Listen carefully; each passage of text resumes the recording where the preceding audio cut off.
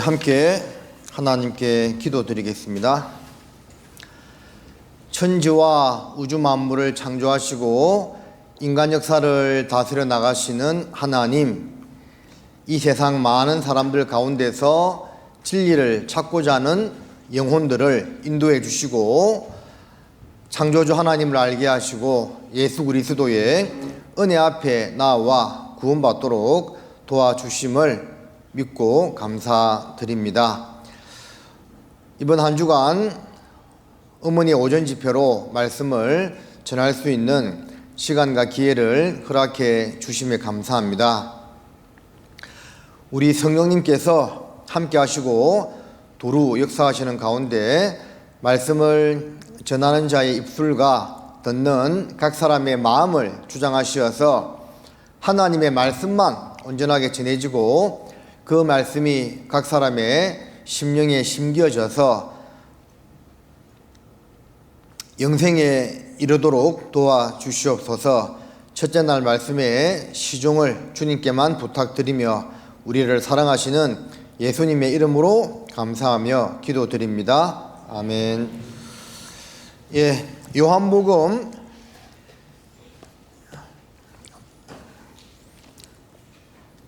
11장입니다. 마태복음 11장, 죄송합니다. 마태복음 11장 28절에서 30절까지의 말씀을 마태복음 11장 28절로 30절까지의 말씀을 같이 읽겠습니다. 수고하고 무거운 짐진 자들아 다 내게로 오라. 내가 너희를 쉬게 하리라. 나는 마음이 온유하고 겸손하니 나의 멍에를 메고 내게 배우라. 그러면 너희 마음을 쉼을 얻으리니 이는 내 멍에는 쉽고 내 짐은 가벼움이라 하시니라. 5일간 성경을 배울 수 있는 시간을 가지게 되었는데요. 짧은 시간입니다. 금방 안내하시는 분이 말씀드렸던 것처럼 하루에 2시간 해서 10시간 정도 이제 성경을 배우게 되는데요. 왜 우리가 성경을 배워야 하느냐 하면 이 성경 안에 인생을 살아가면서 반드시 알고 깨달아야 되는 아주 중요한 문제에 대한 답이 있기 때문에 그렇습니다. 함께 말씀을 배우는 가운데 이 우주 만물을 창조하신 하나님이 정말 살아 계신지, 그리고 죽음 이후에 끝인지 아니면 영원한 세상이 있는지를 확인해 보고 있다면 하나님을 만날 준비, 영원한 세상에서 천국에 들어갈 수 있는 준비를 해야겠습니다. 자, 이 말씀은 예수님 말씀이에요.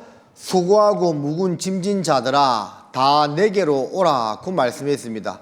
여러분들 무거운 짐을 지고 있습니다. 인생의 짐을 지고 있어요. 성경에서는 그것을 제 짐이라고 말씀하고 있는데 그 외에도 인생 살면서 크고 작은 어려운 일들을 겪으면서 살고 있습니다. 모든 것의 원인은 죄로 말미암았습니다. 그런데 우리는 그 사실을 잘 알지 못하기 때문에 다른 복합적인 문제로 내가 이렇게 힘들게 살고 있구나 라고 생각을 하시는 거예요. 예수님께서는 다 내게로 오라. 내가 너희를 쉬게 한다고 말씀을 하셨습니다. 제가 수년 전에 북한산 등반을 한번 한 적이 있는데요. 그때 산에 올라가다가 이런 분을 만났습니다. 나이가 많이 들어 보이죠? 근데 저하고 나이 차이가 그렇게 많이 나지 않아요. 뭐 하시는 분인지 물어보았더니 그 산 밑에서 라면 또는 과자를 이렇게 북한산 올라가는 중턱에 있는 그 휴게소에 실어 놔두는 이 일을 한 20년 이상 하고 계신다는 이야기를 하시더라고요. 굉장히 수고하고 힘든 인생이라 할 수가 있겠죠. 우리는 이런 분들을 보면 참 고생하며 산다라고 말은 하지만 그러나 각기 다른 형태로 우리들도 나름대로 고생하며 살아가고 있습니다. 심지어는 어린 아이들조차도 요즘 사는 것이 힘들다, 피곤하다고 이야기를 해요. 여기 6학년 학생의 일기를 보겠습니다. 6학년을 마치며 뭐라고 되어 있죠? 가는구나 나의 인생이여. 6학년이 몇 살이죠? 13살인데 인생 타령하고 있습니다. 가는구나 나의 청춘이여. 어렸던 내가 결국 6학년이 되었네. 앞으로 얼마나 더 살려고 이럴까요? 6학년을 마치며 살아온 내 인생, 마하 50으로 달리는 비행기처럼 인생이 순식간에 날아가네. 아, 나의 6학년 인생이야. 이렇게 참 철모르는 아이도 인생이 고달프다는 이런 그 말을 하고 있습니다. 그래서 요즘 보면 어린아이로부터 나이 드신 분들까지 다들 나름대로 힘들게 살아가고 있는 것 같습니다. 그래서 예수님 말씀하시기를 다 내게로 오라 그 말입니다. 하나님을 알고 예수님을 통해서 영원한 생명을 얻게 되면 그 모든 인생의 짐을 내려놓게 되는 겁니다. 물론 이 말을 오해해서는 안 될 것은, 그러면 예수 믿으면 만사가 다 형통하냐, 모든 염려와 근심이 없어지느냐? 자, 그것은 아니고 가장 중요한 문제에 대한 답을 얻기 때문에 나머지 것은 충분히 이겨낼 수 있다 그 말입니다. 내년에 서울 강남 도곡동 타워 팰리스 한 50억 한다고 해요. 그 아파트를 내가 사서 내년에 입주한다 생각해봐요. 그럼 올 한 해 살면서 크고 작은 일이 있어도 내년에 그 아파트에 입주한다는 그 마음 때문에 다 별것 아닌 것처럼 여기겠죠. 우리 인생이 그렇다는 겁니다. 가장 인생의 중요한 문제에 대한 답을 얻고 나면 나머지 문제들은 크게 어렵지 않다 그 말입니다. 예수님께서 그 문제를 해결해 주기 위해서 이 땅에 오셨고, 우리는 성경 말씀을 잘 듣고 배우는 가운데 그 답을 찾으면 되는 거예요. 자, 성경 강인의 주제를 몇 가지 정리해 보았습니다. 자, 첫 번째는 창조주 하나님은 과연 존재하는가? 누구든지 살면서 이런 생각을 한 번 이상은 합니다. 진짜 하나님 살아 계실까? 신은 있을까? 라는 그런 생각을 누구나 하게 됩니다.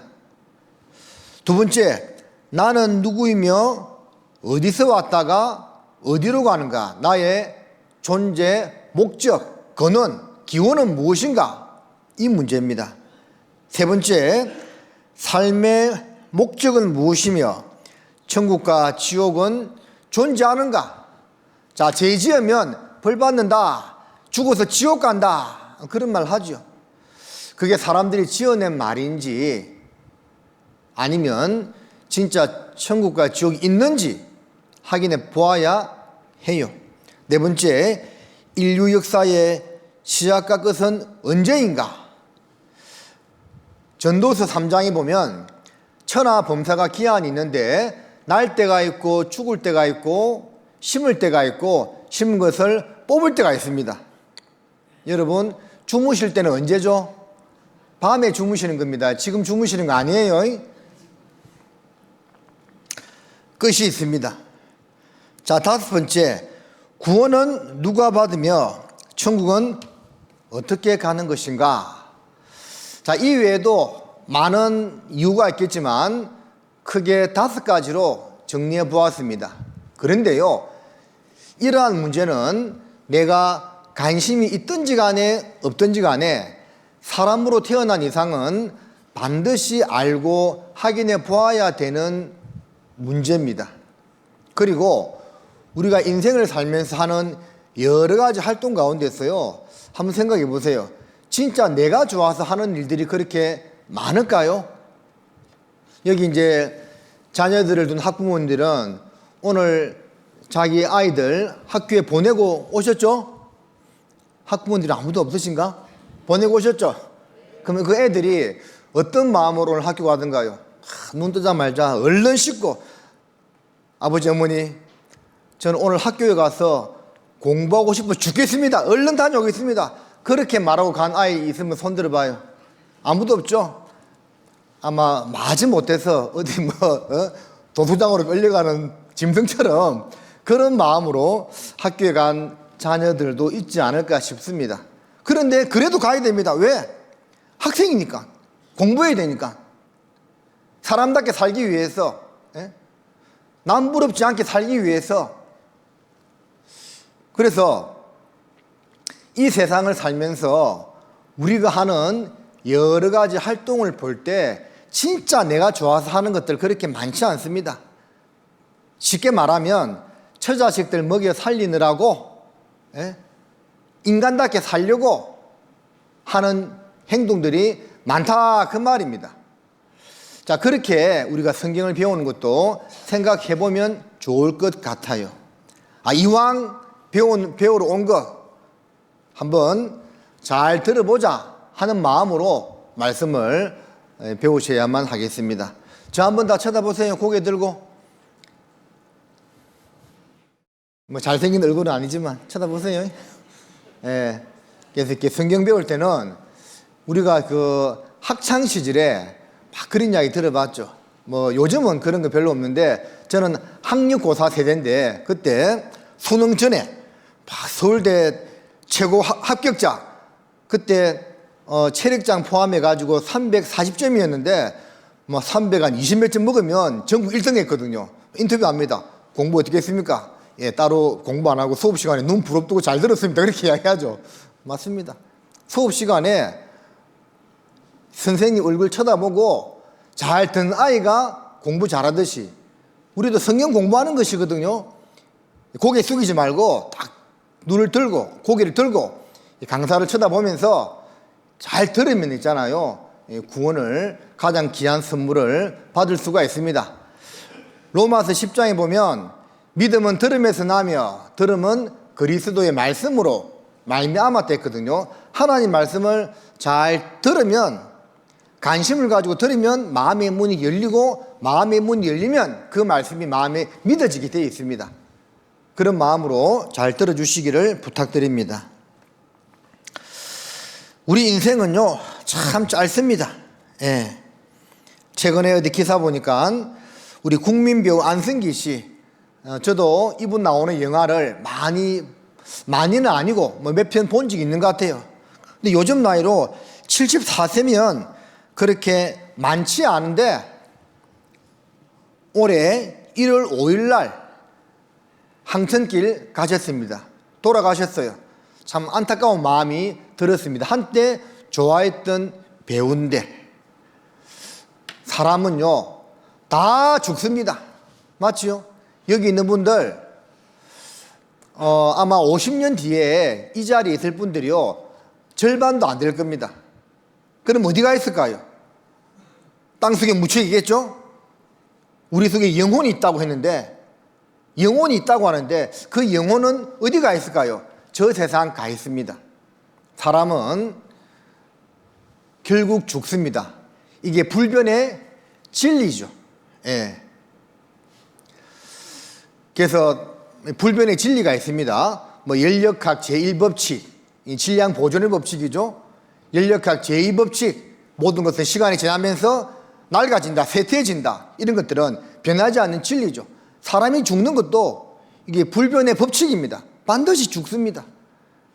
그래서 그 죽음 이후에 어떻게 되는가, 이걸 한번 잘 생각해 보아야 됩니다. 이게 한강 작가 알죠? 이분 그 스웨덴에서 노벨 문학상 받을 때 인터뷰한 거 참 들어보겠습니다. To know the reason we are born, the reason suffering and love exist. These questions have been asked by literature for thousands of years and continue to be asked today. 자, 이 한강 작가가 어렸을 때부터 뭐가 궁금했다고 했죠? 저는 궁금했습니다. 사람이 태어난 이유, 그리고 이 세상이 왜 살아가는지, 죽으면 어떻게 되는지, 그게 이제 자기뿐만 아니라 인류가 수천 년간 던져온 질문이다 그 말이죠.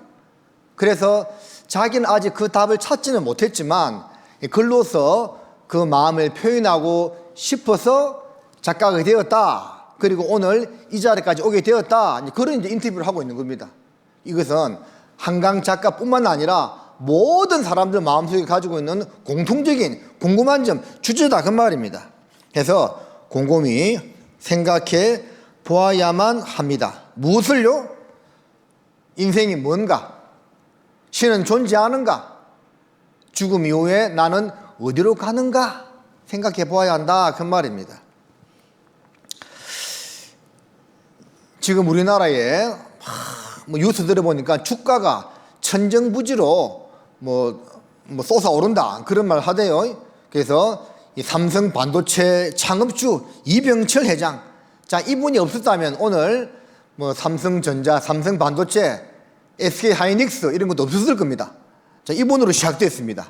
근데 이분이요 죽을 때 궁금한 점이 있었다고 합니다. 타계하기 한 달 전 그가 고민했던 것은 나중에 평택에 삼성 반도체 공장을 지어야지 그런 고민한 것이 아니고 돈, 명예, 기업이 아니었다. 그 뭐냐? 그가 고민한 것은 신의 존재. 정말 하나님은 존재하시는가? 그리고 인간, 나는 무엇인가? 어디로 가는가? 자, 그런 궁금증을 가졌다 그 말입니다. 신, 하나님의 존재를 어떻게 증명할 수가 있나? 신은 우주 만물의 창조주라는데 무엇으로 증명할 수 있는가? 영혼이란 무엇인가? 인간이 죽은 후에 영혼은 죽지 않고 천국이나 지옥으로 간다는 것을 어떻게 믿을 수 있나? 자, 이런 궁금한 점을 가졌다 그 말입니다. 여러분 잘 듣고 있죠? 지금 우리나라에서 가장 유명한 스님 이름 알고 있어요? 우리는 교회 다녀서 잘 몰라요. 어디 매스크 보니까 법륜 스님 그런 말 하더라고요. 그래서 이분이요 어떤 강연에서 사람이 질문 던졌는데 하는 이야기 한번 들어보겠습니다. 공부하는 중인데 깨달음에 대해서 좀 알고 싶고 또 두 가지는 죽음에 대해서도 좀 알고 싶습니다. 죽는 거야 뭐 알고 싶어요. 좀 있으면 이제 죽을 건데 저절로 알아질 건데. 죽은 후에는 어떻게 되는 것인지. 그건 죽어보면 알 거니까 그 미리 물을 건 뭐 있어요. 죽고 나면 나는 모르지 않습니까? 예? 저는 모르잖아요. 그러니까 전도 알고 죽자 이런 이야기입니다. 예, 그런 거는 이제 망상이라 그래요.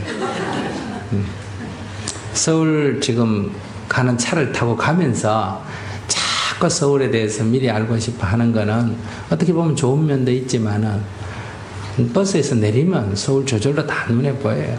그래서 그 궁금해할 필요 없어요. 자, 제가 이분을 평가절하고 그런 뜻이 아닙니다. 무엇을 말씀드리고 싶냐면 이분도 죽음 이후의 답을 모른다 그 말이에요. 알면 이런 말 하겠어요? 알면 이야기하겠죠. 죽고 나면 저 세상이 있는데 착하게 산 사람 천국 가고 악하게 산 사람 지옥 가고 예를 들면 그런 말 할 수도 있겠죠. 근데 이분도 답을 몰라. 그래서 나중에 죽으면 다 알 텐데 지금 뭘 알려고 하느냐. 죽으면 다 압니다. 죽으면요 다 압니다. 확실하게 하나님도 계시고 천국과 지옥도 있다는 것을 죽고 나면 확실히 압니다. 근데 문제는 뭐냐? 지옥 간다 그거예요. 죽고 나서 알면 너무 늦다 그 말입니다. 옛말에 버스 지나가고 손 흔든다 그 말입니다. 그래서 살아있을 때 그 답을 알고 찾아야 된다 그겁니다. 예수는 우리의 죄를 대신 속죄하기 위해 죽었다는데 우리의 죄란 무엇인가? 왜 우리로 하여금 죄를 짓게 내버려 두었는가? 지구의 종말은 오는가? 자, 이런 이제 24가지 궁금한 질문을 던졌는데 뭐 기업 운영이나 경제적인 내용 이런 것들은 전혀 없고 신에 대한 것, 인간에 대한 것, 근본적인 문제에 대한 답을 던지고 갔습니다. 안타깝게도 이분은 그 답을 알지 못하고 가버렸습니다. 우리 교회 성경 강연에 와서 말씀을 들었으면 답을 알고 갔었을 텐데 그러지 못한 거예요. 성경은 이 모든 질문에 대한 정확한 답을 가지고 있습니다. 자, 여러분 앞에 놓여 있는 성경책에 그 답이 있습니다. 저는 그 답을 먼저 깨달은 사람으로서 여러분들이 깨달을 수 있도록 도와주는 역할만 하는 사람이에요. 지상 최고의 베스트셀러 성경, 그리고 스테디셀러 성경. 베스트셀러는 가장 많이 팔렸다는 말이고 스테디셀러는 꾸준히 팔린다는 말이죠. 두 개 다 1위가 성경입니다. 비교할 만한 세상 다른 책들이 없어요.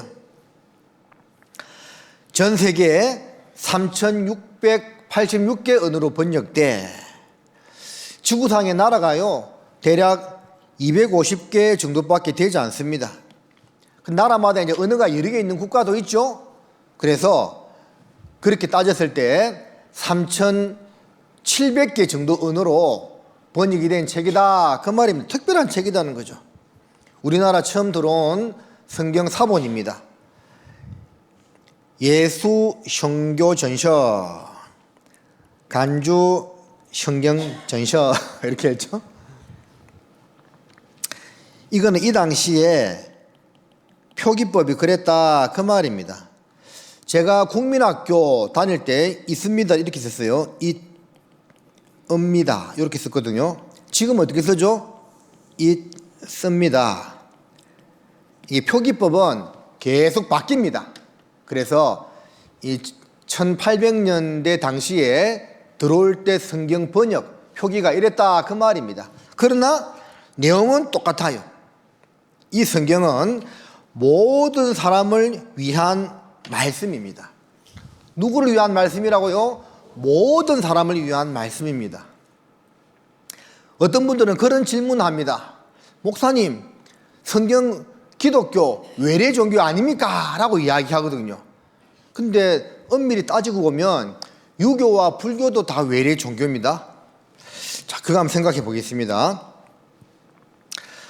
불교와 유교가 우리는 뭐 토착 종교, 전통 종교라고 생각하는데 석가모니와 공자로 통해서 생긴 교조. 근데 이분들 이전에는 뭐가 있었냐? 이분들도 결국 기원전 600년, 기원전 500년대 사람이거든요. 그러면 석가모니 공자 이전에는 그러면 뭘 생겼냐? 서경이란 책에 보면 공자가 편찬한 중국에서 가장 오래된 역사서입니다. 중국에서 제일 오래된 책이 서경이란 책인데 그 서경에 뭐라 되어 있냐면 모든 인류는 원래 하나님께 제사를 드렸다. 제천의식이 있었다. 이렇게 이야기하고 있는 거예요. 공자가 쓴 서경에 나오는 내용입니다. 그래서 이 서경이란 책을 보면 상제, 자, 상제는 하늘의 임금인데 하나님을 가리킵니다. 상제에게 제사를 지내며 올해 순임금은 남하게 이르러 8월은 서학에서 제사를 지냈고 11월은 북학에서 제사를 드렸다. 제사란 사람이 상제를 섬기는 것이다. 이렇게 되어 있는 거예요. 서경이나 중용에. 그러니까 중국도 원래는 하늘의 신을 섬기는 그런 나라, 그런 민족이었다라는 겁니다. 강주에 첨단 말고 천단 공원이 중국에 있는데 여기서 이제 하늘의 제사를 드렸습니다. 과거에. 여러분 잘 봐요. 종교란 한자고 제사, 기도인데 이 모든 한자에 공통적으로 다 들어가는 의조사가 뭐냐면 보일시입니다. 보일시자. 이 보일시자인데요. 이게 제단에다가 제물을 올려놓고 제사를 지낸다. 거기서 나온 한자입니다. 자, 마루종자, 제사제자, 빌기자 다 보일시자가 들어가죠. 그래서 이것은 무엇을 말하냐면 보일시 계시하다는 뜻인데 또 하나님시 이렇게 읽습니다. 그래서 이게 제단에다가 제물을 쌓아놓고 하늘에 제사를 지냈다 에서 나온 한자입니다. 보일시자, 하나님 시자. 제사제자도 마찬가지로 이게 제사제자인데 잘 보세요. 제사의 대상, 목적, 방법이 명백하게 나타나 있습니다. 고기 육자죠. 제물, 살을 용서를 빌기 위해서 하나님께 드리는 것, 이게 제사입니다. 그래서 하나님에게 제물을 드리는데 왜 드리느냐? 용서 웃자, 용서받기 위해서 드리는 것, 그게 제사다 그 말입니다. 그러니까 지금은 이게 변질돼서 조상신을 섬기는 거로 되어 있는데 원래는 하나님께 죄를 용서받기 위해서 드리던 것이 제사다 그 말이에요. 몰랐지요? 그래서 이거 뭐 설명하면 너무 길고, 중국 역사를 보면 처음에는 하늘의 신을 섬기던 그 제천의식이 뒤에 변질돼 가지고 왕이나 귀족 그리고 죽은 조상을 섬기는 것으로 바뀌었다, 그런 내용입니다. 자, 중앙일보 칼럼에 보면 고려 말까지도 명절은 하늘과 자연을 경외하는 집단 축제였다. 불교에서 유교로 전환한 조선은 주작을 따라 제사의 기원을 마련했다. 그러던 것이 양반이 향촌을 장악해가는 과정에서 봉제사는 충군 효춘의 기울일 수단이 되었다. 조상제사가 통치 이데올로기의 중심에 놓이자 봉제사는 곧 가문의 위세 경쟁으로 변했다. 유교는 제천 기능은 사라지고 특히 재래로 살아남았다. 원래는 이제 봉제사가 하늘에 제사를 지내는 그런 것이었는데 그게 이제 고려 말까지 그렇게 하늘에 제사를 지냈는데 조선시대에 유교 통치이념으로 바뀌면서 조상신을 섬기는 것으로 바뀌었다. 그걸 이야기하고 있는 거예요. 그래서 제천의식, 하늘을 숭배하고 제사하는 의식인데 단군의 첨성단을 시작으로 부위의 영고, 동의 무천, 고구려의 동맹, 이런 제사들이 다 하늘에 있는 신, 하나님께 제사를 지내는 행사였다 그 말이에요. 그래서 이것을 다시 복원한 것이 대한제국시대의 고종 때의 한구단, 하늘에 제사 지내는 그것을 다시 복원했다 그 말입니다. 하여튼 이렇게 흘러내려오고 있는데 원래 제사는 하나님을 섬기는 것이었다라는 겁니다. 그래서 기독교는 외래 종교도 아니고 성경은 외국에서 들어온 뭐 그런 외래 서적이 아니고 모든 사람을 위한 말씀이다 그 말이에요. 그러니까 우리가 반드시 듣고 알아야 되는 책이다라는 거죠. 자, 미국의 대통령들도 이렇게 성경 위에 손을 얹고 취임선서를 하죠. 이때 어떤 취임선서를 하느냐 하고 알아보니까 나는 성경에 나와 있는 말씀대로 미 합중국을 통치하겠습니다. 그런 내용을 넣어서 이 취임선서를 한대요. 실제 그렇게 잘 하진 않지만 어쨌든 그렇게 다짐을 한답니다. 성경은 특별한 책이고 모든 사람이 다 배워야 하는 책이다라는 거예요. 자, 이 성경에는 뭐가 나와 있느냐?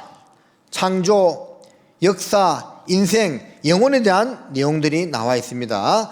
모든 성경은 하나님의 감동으로 된 것으로 교훈과 책망과 바르게 함과 의로 교육하기 유익하니 이는 하나님의 사람으로 온전케 하며 모든 선한 일을 행하기에 온전케 하려 함이니라. 성경은 하나님의 감동, 하나님의 은혜로, 능력으로 기록된 책이다라는 겁니다.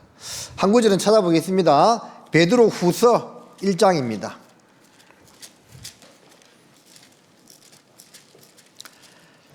베드로 후서 1장 20절 21절입니다. 함께 읽어보겠습니다. 먼저 알 것은 모든 경의 모든 예언은 사사로이 풀 것이 아니니 예언은 언제든지 사람의 뜻으로 낸 것이 아니요 오직 성령의 감동하심을 입은 사람들이 하나님께 받아 말한 것임이니라. 자, 예언은 뭘 말합니까? 성경 말씀을 말합니다. 언제든지 사람의 뜻으로 낸 것이 아니요 오직 성령의 감동하심을 입은 사람들이 하나님께 받아 말한 것이다. 하나님께서 불러주시고 사람은 단지 그 말씀을 기록했다는 것이 되겠죠. 자, 성경을 잠깐 살펴보면 지금이 2026년인데 약 3,500년 전인 기원전 1500년경부터 기록되기 시작해서 AD 100년까지 1600년간 기록된 책이고 총 66권입니다. 그래서 성경 전서입니다. 기자는 약 40명 정도 되고 저자는 하나님 한 분입니다. 하나님이 말씀하셨다는 표현이 무려 3,800권 이상 나오고 그 기록 내용은 인류 역사의 시작부터 종말까지를 자세하게 말씀을 하고 있습니다. 그래서 이 성경책을요, 창세기 1장 1절부터 요한계시록 22장 21절까지 있는데 이걸 이제 자세히 다 배워보면 한 몇 달 걸립니다. 예, 또 평생 배워도 시간이 모자라는 책이 이 성경책입니다. 자, 그렇게 하면 배울 사람이 있을까요, 없을까요? 거의 안 배우겠죠. 거의 집에 가버릴 겁니다. 그래서 중요한 내용들, 이 진리를 알고 천국에 갈 수 있는 준비를 하는 것은 이 성경책 전체를 다 배워야 하는 것이 아니고 이 책에 나와 있는 중요한 사건들, 내용들, 메시지들 이런 것들을 몇 가지만 잘 배워보면 깨달을 수 있다, 그 말입니다. 자, 여기 보면 현존 최고 구약 사회 문서 발견지란 이런 신문 기사가 있습니다.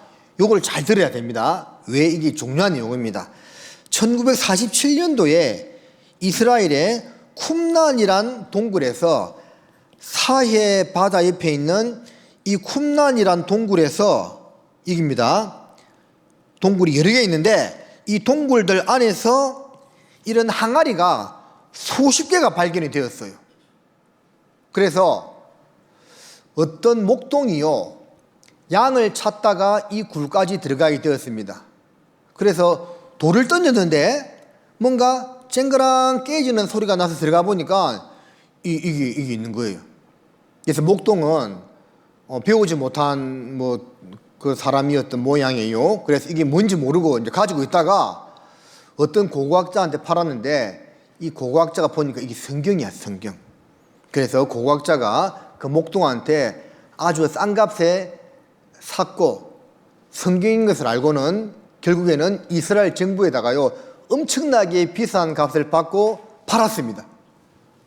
그게 이제 요 안에 이런 게 들어있는데 사이의 쿰란 동굴에서 발견된 성경 두루마리 사본, 구약 성경 사본이다, 그 말입니다. 여러분, 사본은 뭐죠? 원본은 진짜 책이고 원본을 뺏긴 게 사본이죠. 성경은 원본은 없습니다. 다 사본만 남아 있습니다. 그런데 원본이 없지만 믿을 수 있는 이유는 사본의 내용들이 다 똑같아. 만약에 성경 원본이 지금까지 남아 있으면 사람들이요 성경 원본을 신처럼 받들어 섬길 것 같아. 하나님이 그런 것을 알고 원본을 없애버린 겁니다. 하지만 수많은 번역본, 사본을 남겨두셨는데 그 내용들이요 다 똑같은 거예요. 그래서 이 성경 사본을 보니까 지금 우리 저기 나주 반남면에 예전에 마한의 중심지였다 그런 이제 드러나고 있죠. 삼국시대가 형성되기 전에 마한, 진안, 변안이 있었는데 요 지역이 마한의 중심지였다고 해요. 반남면에서 이제 공사한다고 포크레인이 땅을 팠는데 그릇이 하나 나왔어요. 그릇이 나왔어. 그러면 지금 기술로 있잖아요. 이 그릇이 조선시대 건지 고려시대 건지 삼국시대 건지 다 압니다. 지금은 확인해 보면 땅에서 어떤 뭐 그릇이나 문헌이 나오면 이게 어느 시대 건지 확인한다니까요. 그만큼 기술이 발달했다 그 말입니다. 그래서 이 쿰란 동굴 안에 이 성경 사본이 발견되었는데 딱 종이 재질하고 확인해 보니까 이것은 지금부터 약 2200년 전의 종이다, 기록된 책이라는 것을 확인한 겁니다. 놀라운 것은 성경은 3500년 전부터 기록돼 가지고 AD 100년까지 기록이 되었는데 그 가운데 기원전 200년경, 지금부터 약 2200년경에 기록된 이 사회 사본이 쿰란 동굴에서 발견이 되었는데 우리가 지금 보고 있는 성경과 내용이요 똑같다는 것이 확인이 되었습니다. 글자 하나 틀리지 않고 똑같은 거예요. 자, 이 영상을 조금만 보겠습니다. 놀랍게도 목동이 우연히 발견한 가죽 두루마리는 성경의 내용을 기록한 사본이었던 것이다. 이후 두루마리가 발견된 사회지역 쿰란 동굴은 대대적으로 유적 탐사가 이루어졌다. 그리고 1951년부터 1956년까지 6년간 대대적으로 이루어진 고고학자들의 발굴 작업으로 모두 11개의 동굴이 발견되게 됐다. 특히 3번과 4번 동굴에서는 청동, 가죽, 나무로 된 4번 두루마리가 집중적으로 발견되어 그 두루마리 수가 무려 800여 개에 달했다. 특히 그 중에는 종이처럼 얇은 구리판에 기록된 두루마리도 있었는데 이렇듯 사해 지역에서 발견된 무수히 많은 두루마리 사본들은 학계의 관심을 불러일으켰고 이후 사해 사본이라 불렀다. 고고학계에선 본격적으로 학자들이 사해 지역에 몰려와 사해 사본에 대한 연구를 경쟁적으로 하다시피 했다. 충격적인 것은 사해 사본이 쓰여진 시기였다. 활자 분석가들이 탄소 측정법에 따라 시행한 결과 사해 사본의 내용이 BC 2세기 이전에 쓰여졌다고 밝혀진 것이다. 이는 사해 사본이 현재 우리가 알고 있는 성경보다 1000여 년이나 앞서 제작된 것을 의미하며 현재까지 가장 오래됐다고 여겨지는 성경의 사본보다 더 오래된 사본의 출현을 알린 것이다.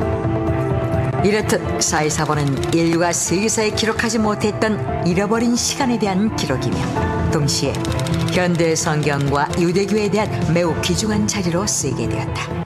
1947년도에 쿰란 동굴에서 구약 성서책을 발견함으로써 그것은 신약 시대의 약간 이전입니다. 구약 성서의 역사를 1000년이나 앞당겼습니다. 자, 오늘날의 구약 성서와 과연 2000년 전에 신약 시대 구약 성서에 어떤 차이가 있는가? 전혀 차이가 없다는 것을 두 개의 비교를 통해서 알 수 있게 됐습니다. 자, 이게 교과서에도 실렸습니다. 이 보면 사해 사본을 엄밀히 조사 연구한 결과 현재 가지고 있는 구약 성경의 내용이 틀림없다는 것이 뭐라고요? 증명되었다. 교과서에까지 실릴 정도면 확실하다 그 말이지요. 무슨 말이냐? 2200년 전에 기록된 성경이나 여러분 앞에 놓여있는 성경의 내용이 똑같다 그 말입니다. 이것이 왜 중요하냐면 한 100년 전부터 해가지고 성경에 나와 있는 과학적인 사실들이요 계속 드러나고 있거든요. 그러면 2200년 전이나 우리가 지금 보는 성경이나 내용이 똑같으면 사람이 그 말을 할 수가 없다는 거죠. 그래서 이 사회 사본 발견했던 이 내용만 우리가 받아들여도 성경의 사실인 것은 금방 믿을 수가 있는 거예요. 자, 이 성경에서 말씀하고 있는 하나님은 어떤 분이냐? 하나님은 홀로 한 분이신 능하신 자입니다.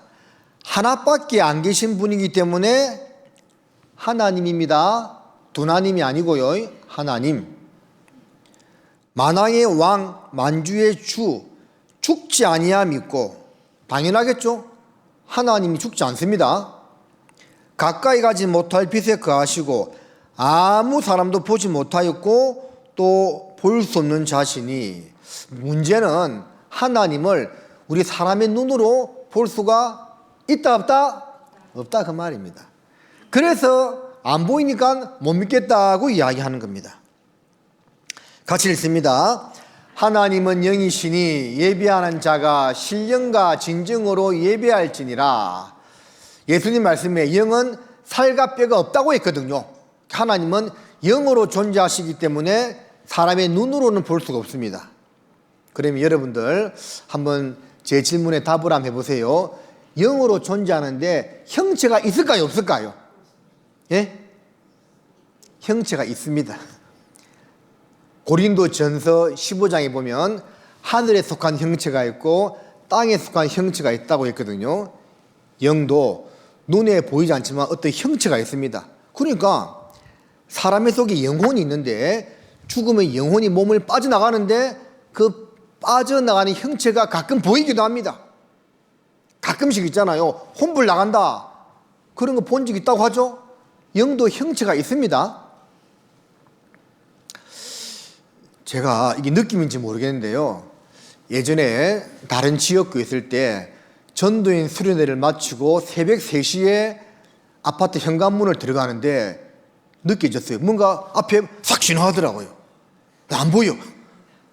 귀신이 지나갔나? 아, 그때 내가 분명히 느꼈어요. 아, 또 형체가 쏙 지나가는 겁니다. 근데 안 보였어. 근데 분명히 느낌을 받았거든요. 아, 영이 형체가 있고 이게 지나간다, 뭐 있다는 것이 그때 한번 느껴졌다니까요. 아, 이게 형체가 있습니다. 자, 근데 보이진 않아. 그래서 못 믿겠다 하는데, 보세요. 세균은 현미경으로, 별은 망원경으로, 전파는 TV로 보듯이 하나님은 성경을 통해서 본다 그 말입니다. 눈으로 보는 것만 보는 것이 아니죠. 예? 피부로 느껴본다, 소리를 귀로 들어본다, 입으로 맛본다. 보는 것이, 눈으로 보는 것만 보는 것이 아닙니다. 하나님은 성경을 통해서 만난다 그 말입니다. 자, 그 성경에서 말씀하고 있는 하나님은 같이 읽겠습니다. 태초에 하나님이 천지를 창조하시니라. 하나님은 이 우주 만물을 창조하신 분이다고 당신을 소개하고 계십니다. 한 구절은 찾아볼게요. 히브리서 3장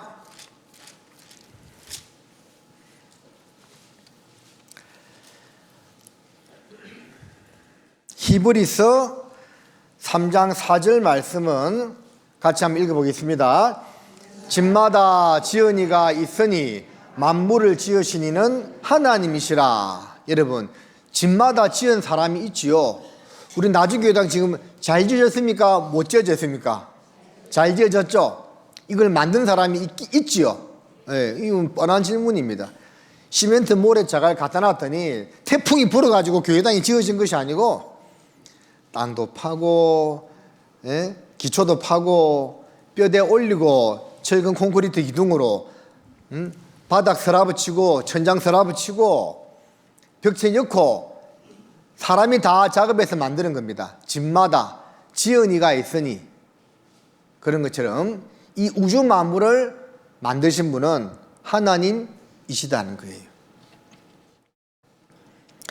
전 세계에 이 다양한 집들이 있더라고요. 참,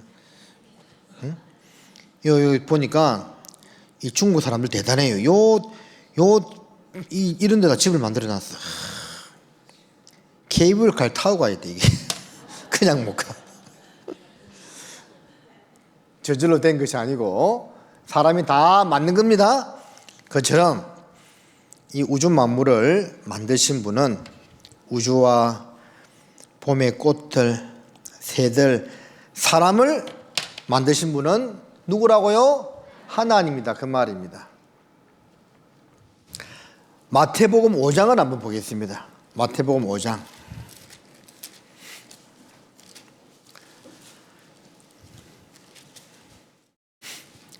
5장 45절에 이같이 한즉 하늘에 계신 너희 아버지의 아들이 되리니 이는 하나님이 그 해를 악인과 선인에게 비치게 하시며 비를 의로운 자와 불의한 자에게 내리우심이니라.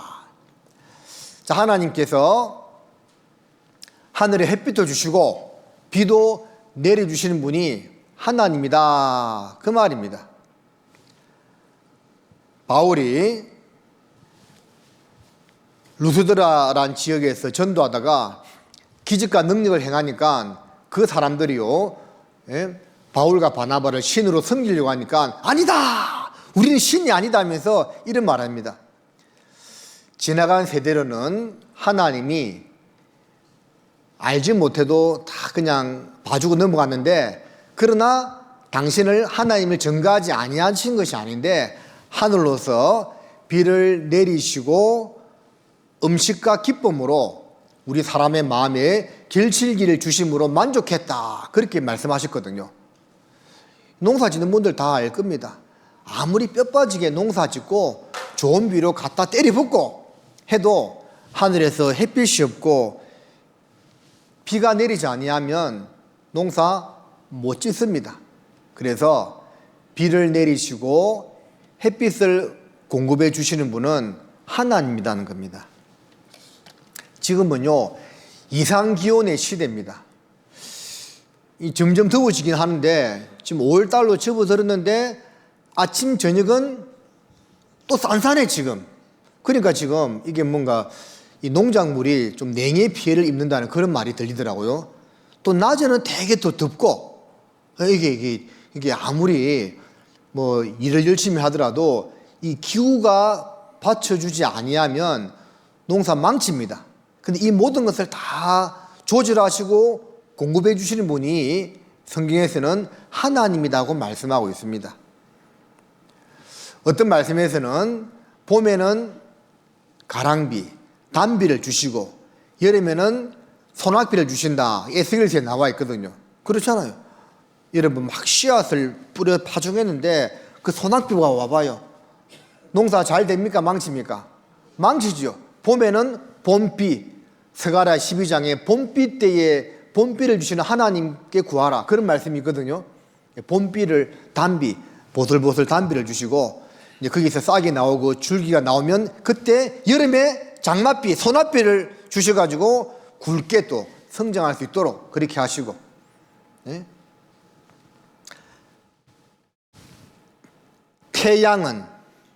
태양은 곡식을 여물게 하고 태음은 다른 곡식을 자라게 한다는 그런 말씀도 있습니다. 우리는 태양빛을 받고 곡식이 자란다 생각하는데 과학적으로 밝혀졌습니다. 태양빛이 아니고요, 밤에 달의 영향으로 자랍니다. 사람이든지 식물이든지 달의 영향으로 성장한다는 게 밝혀졌죠.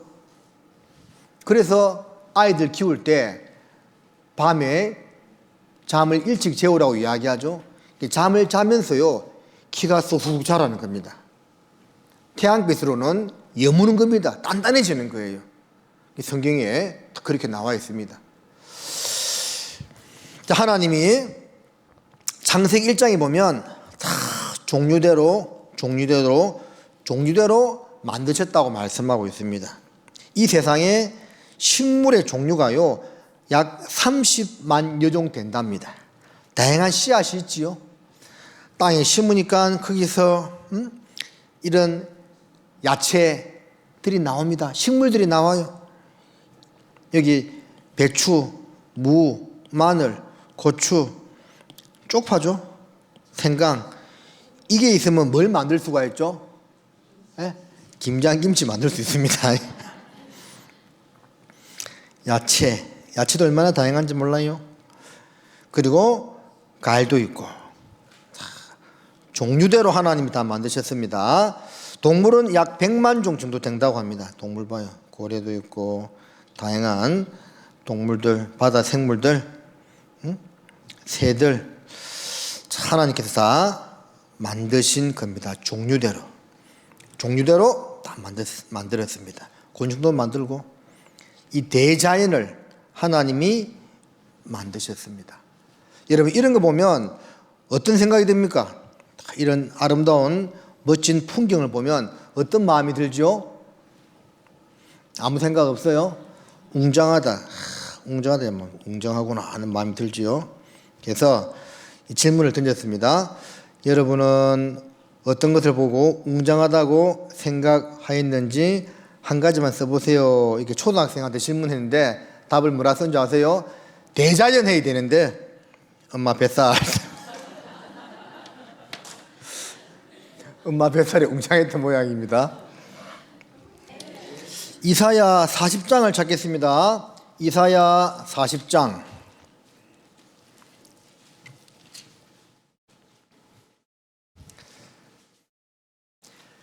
26절 말씀, 이사야 40장 26절 말씀을 같이 읽겠습니다. 너희는 눈을 높이 들어 누가 이 모든 것을 창조하였나 보라. 주께서는 수요대로 만상을 이끌어내시고 각각 그 이름을 부르시나니 그의 근세가 크고 그의 능력이 강함으로 하나도 빠짐이 없느니라. 여러분, 이렇게 하루 살면서요, 하늘을 쳐다볼 때가 있습니까? 근데 의외로 있잖아요. 한 번도 하늘을 쳐다보지 않고 보낼 때도 많다니까요. 이 짐승들은 다 대가리가, 짐승들은 대가리 맞습니다. 대가리가 땅을 향해 있어요. 그렇죠. 사람은 머리가 위로 돼, 위로. 왜 위로 되어 있는지 아세요? 하늘을 좀 쳐다봐라고요.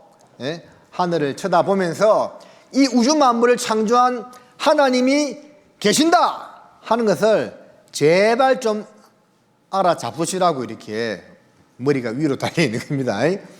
그래서 눈을 높이 들어 누가 이 모든 것을 창조하였나 보라. 봄에는 봄꽃이 피고 여름에는 녹음이 우거지고 가을에 단풍이 들고 겨울에 눈꽃이 피는 이 삼란만상의 아름다운 자연을 보면서 이게 저질로 된 것이 아니고 창조한 분이 계시는구나 하는 것을 아시라고 이렇게 머리가 사람은 위로 쳐다보게끔 달려있다 그 말입니다. 자, 이 말씀도 우리 같이 한번 읽어보겠습니다. 너희는 여호와의 책을 자세히 읽어보라.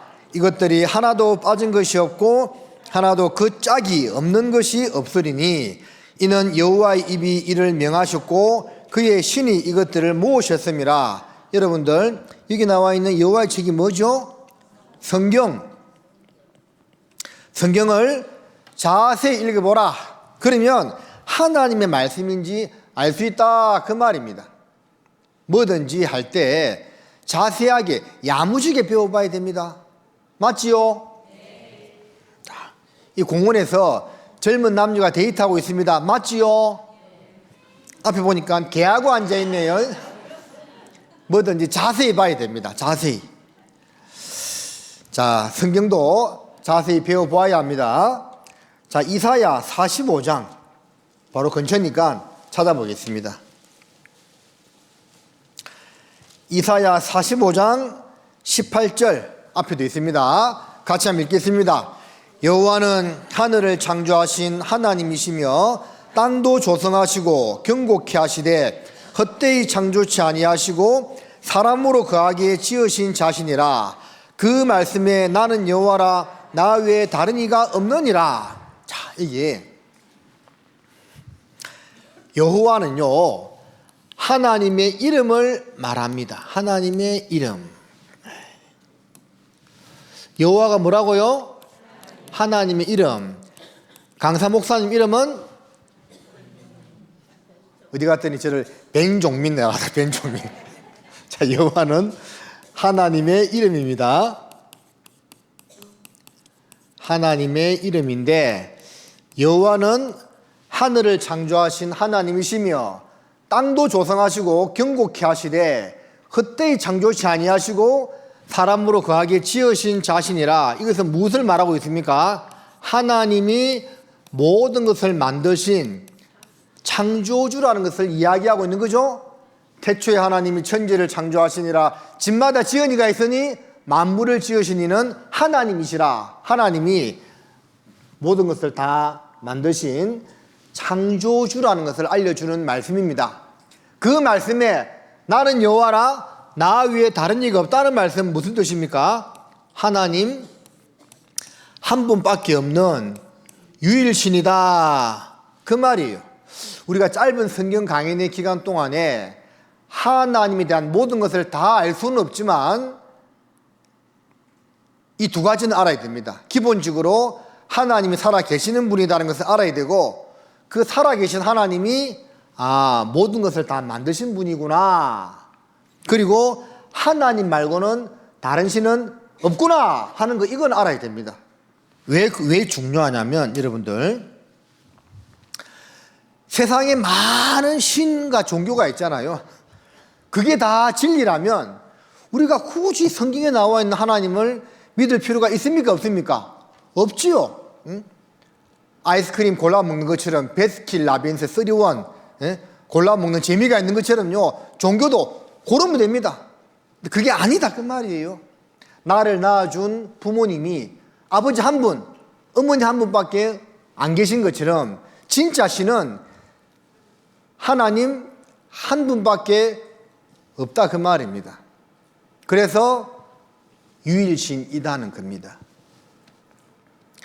불교 믿어서 극락왕생 진짜 알 것 같으면 뭐 아무거나 믿지, 우리 하나님 왜 믿어요?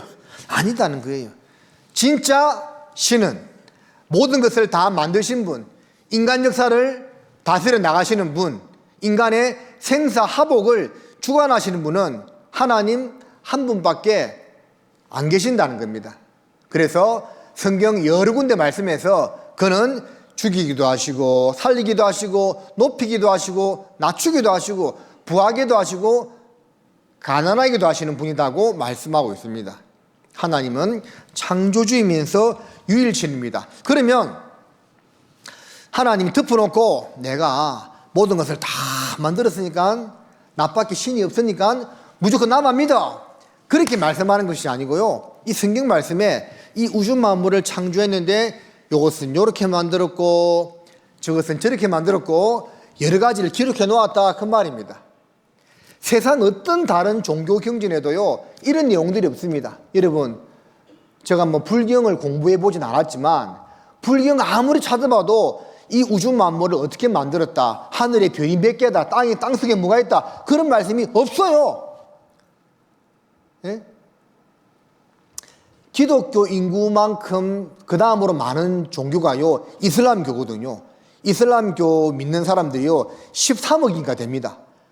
그 이슬람교는 알라신을 믿는데 그들의 종교 경전은 코란경이거든요. 코란경 어디를 보더라도 뭐 지구가 이렇게 만들어졌고 우주가 뭐다, 그런 게 전혀 없어요.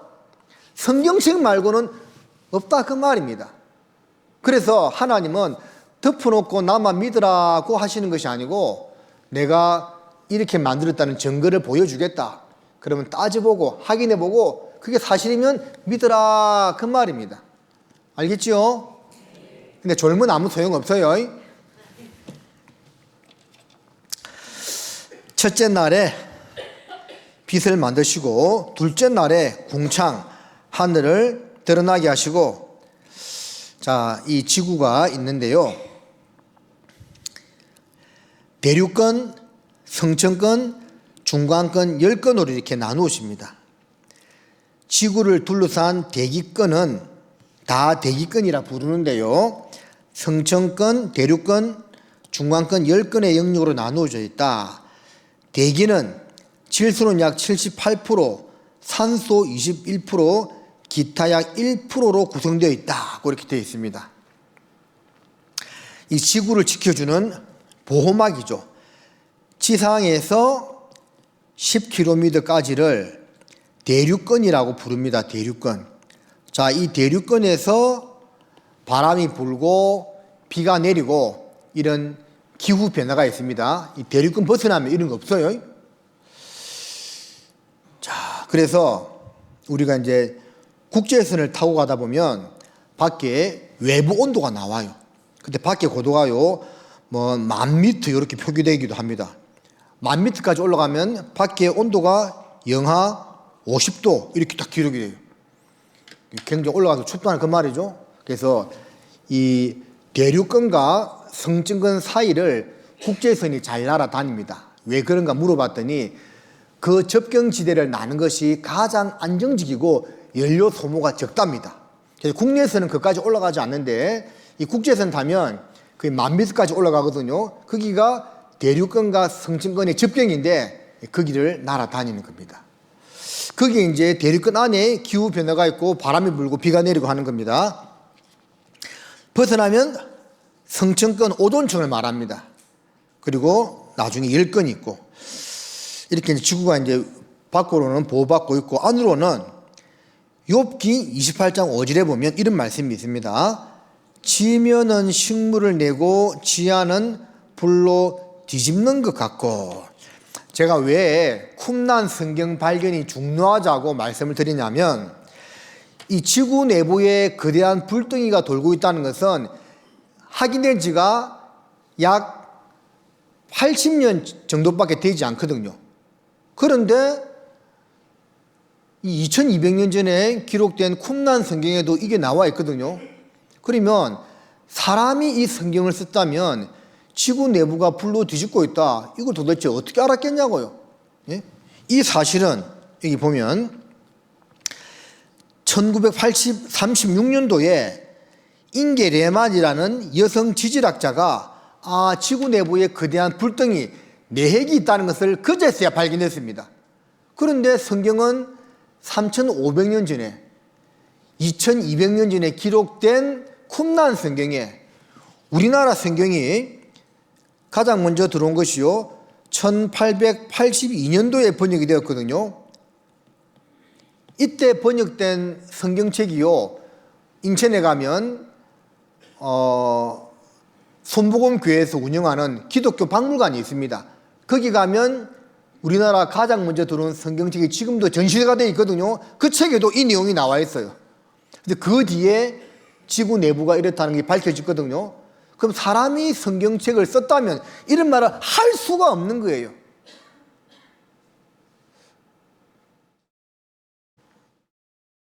지구는 지각, 멘틀, 외핵, 내핵으로 이루어져 있습니다. 외핵은 약 4,000도씨의 액체고 내핵은 6,000도씨의 철과 니켈로 이루어진 고체입니다.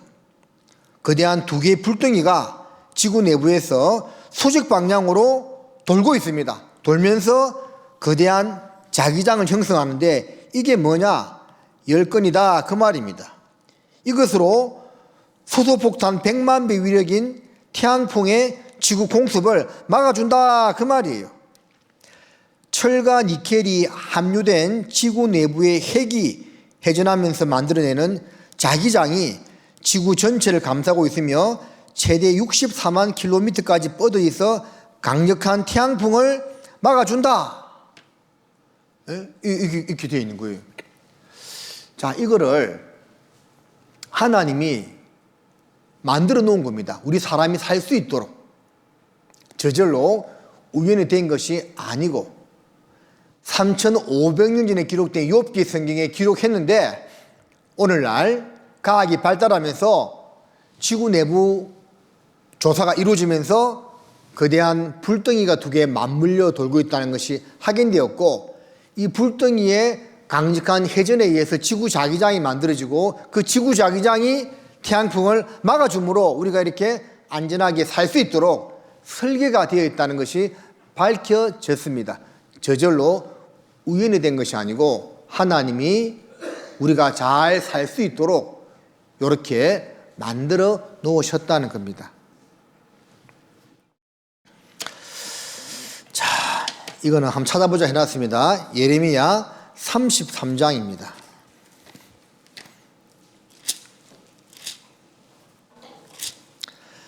예레미야 33장 22절 말씀이에요. 하늘의 만상은 셀 수 없으며 바다의 모래는 청량할 수 없나니 내가 그와 같이 내 종 다윗의 자손과 나를 섬기는 레위인을 번성케 하리라 하시니라. 자, 하늘의 만상은 별을 말합니다. 영어 성경에 the stars 별로 되어 있습니다. 별, 스타. 하늘의 만상. 그리고 땅의 모래는 청량할 수 없다. 무슨 말입니까? 바다의 모래 알갱이만큼 하늘의 별들이 많다 그 말입니다. 그런데 옛날 사람들은요, 하늘의 별을 아무리 봐도 몇천 개밖에 안 보여. 자, 몽골에 가서 어떤 사진작가가, 여기가 이제 몽골 에르트네트에 있는 수양관인데 사진을 찍었어요. 밤하늘의 별들. 저는 이 광경을 한 번 본 적이 있습니다. 몽골 가면 다 볼 수 있는 것이 아니고 날이 좋아야 돼. 구름이 안 떠야만 이거 볼 수 있는데 한 번 딱 봤거든요. 정말 아름답다는 생각이 들었어요. 대충 보더라도 수천 개 이상은 보이죠. 그래서 옛날 사람들은 하늘의 별들이 대략 4,000개에서 5,000개 정도 될 거라 이렇게 생각했습니다. 육안으로 보이는 별의 숫자를 세보니까 대략 그 정도였다는 겁니다. 그런데 2700년 전에 기록된 예레미야 말씀에서는 하늘의 별이 바다의 모래 알갱이처럼 많다라고 되어 있죠. 옛날 사람들 이게 이해가 안 됐어요. 바다 모래 알갱이 얼마나 많아요. 엊그제도 우리 야외 교재 저기 어떤 구역은 저기 한평에 돌머리 해수욕장 갔다 왔다는데 그 돌머리 해수욕장에 있는 바다 모래 알갱이만 해도 어마어마하게 많겠죠. 근데 전 지구에 있는 모래 알갱이가 얼마나 많으냐, 이 보면 이게 어느 정도 계산이 가능하답니다.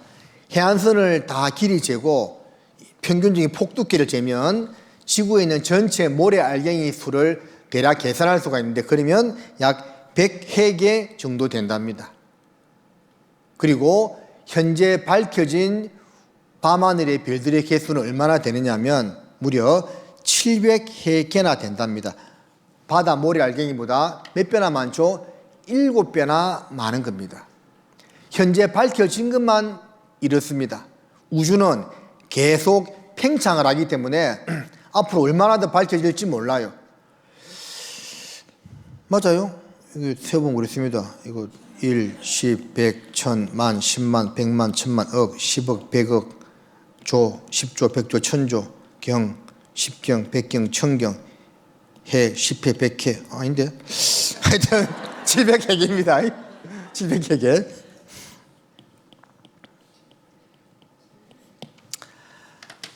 하나님이 뭐 바다의 모래 알갱이보다 7배 많다 그렇게 할 필요는 없겠죠. 그냥 바다 모래 알갱이처럼 많다고만 해놓아도 충분히 알 수 있기 때문에 그렇게 기록을 해놓은 것이고, 오늘날 과학이 발달하면서 이게 사실로 입증이 되었죠.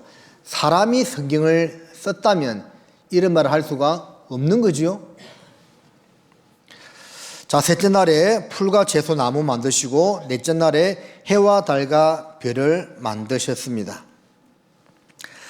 너는 대장부처럼 허리를 묶고 내가 내게 묻는 것을 대답할지니라.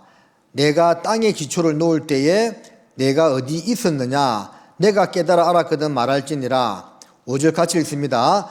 누가 그 도량을 정하여 썼는지, 누가 그 준성을 그 위에 띄웠었는지 내가 아느냐. 자, 욥이 자기는 어렵다 이렇게 이야기하니까 하나님이 욥에게 하신 말씀입니다. 너 그렇게 잘나고 똑똑하면 한번 이야기해 보아라. 내가 이 우주 만물을 창조했는데, 지구를 만들었는데 그 땅에 기초를 놓을 때에 너 어디 있었냐? 그리고 그 도량, 별들의 도량, 크기와 준성, 거리를 어떻게 했는지 너 알고 있느냐? 알면 답해봐라 그 말입니다. 당연히 모르죠.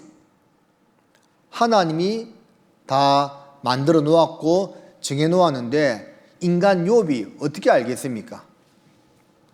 그래서 이 태양계만 잘 살펴보더라도 이거 알 수 있습니다. 태양과 지구와의 거리는 1억 5천만 킬로미터인 것은 일반 상식이죠. 조금만 더 가까워지더라도 우리는 불에 타 죽고 멀어지더라도 얼어 죽습니다. 이 간격 그리고 이 크기를 유지해야만 물이 액체로 존재하면서 생명체가 살 수가 있습니다. 10만 8천 킬로미터의 속도로 공전하고 1650 킬로미터 속도로 자전합니다. 이 공전과 자전 속도도 맞춰져야만 모든 생태계가 유지되게끔 되어 있답니다.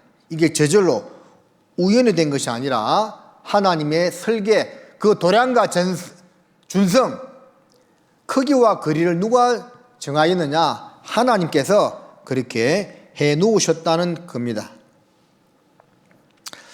자, 그래서 이 모든 것들이 우연이 아니다는 겁니다.